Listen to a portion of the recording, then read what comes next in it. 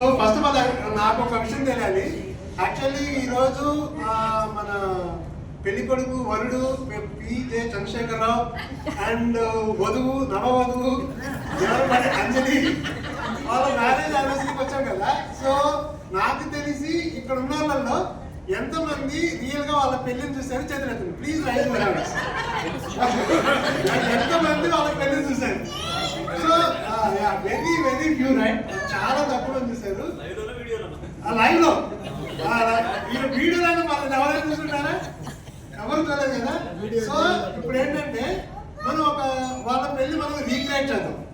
So as usual పెళ్లి అంటే ఏం జరుగుతుంది, ఒక అమ్మాయి దగ్గరికి ఒక సంబంధం రావాలి, ఆ సంబంధాన్ని అబ్బాయి దగ్గరికి తీసుకెళ్ళాలి, పెళ్లి చూపులు జరగాలి, అబ్బాయి అమ్మాయి నచ్చుకోవాలి, అమ్మాయిని అడగాలి నచ్చాడా అనేసి, అబ్బాయిని అడగాలి నచ్చాడా అనేసి, ఇవన్నీ జరిగిన తర్వాత పెళ్లి జరగదు రైట్.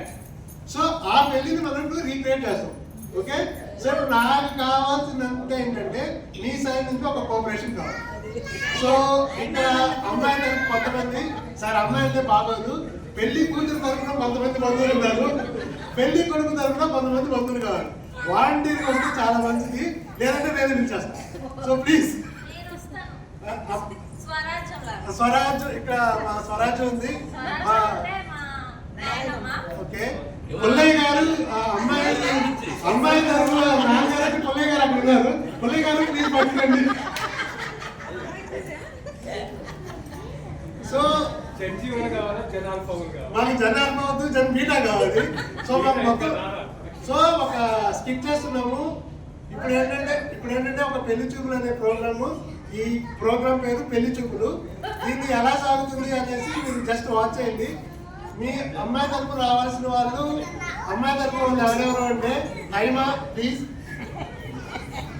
జాలమ్మ శిరీష జాలమ్మ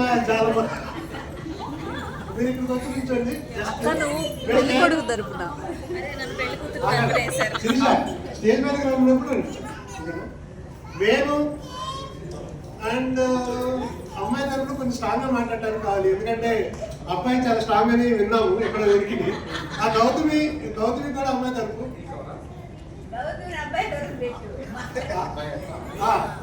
అబ్బాయి తరపు ఎవరెవరు అంటే ఎవరు?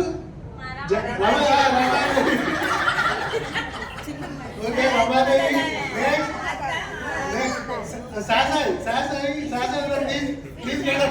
నువ్వు రావాలి, నువ్వు అబ్బాయి తరపున ఉండాలి.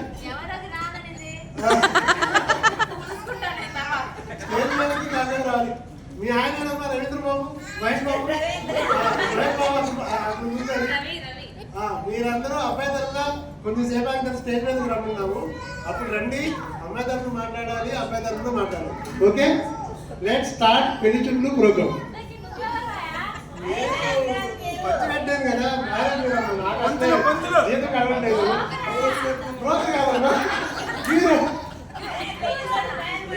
ఇంట్లో జాబ్ అయింది, ఇంట్లో కడవట్లేదు, పెళ్లి సంబంధాలు చూడొచ్చు కదా. నేను రీసెంట్గా ఒక ఈవెంట్ చేశాను, డబ్బులు బాగా వస్తున్నాయి, అది ఏదో చూసుకొని ఇదే సైడ్ ఇన్కమ్ పెట్టుకున్నాను అనేది చూస్తుంటే ఏదో సంబంధం ఉంది కదా అని వచ్చింది. మాట్లాడము ఒకసారి వచ్చి ఇట్లా మాట్లాడతాను, మాట్లాడతామమ్మా.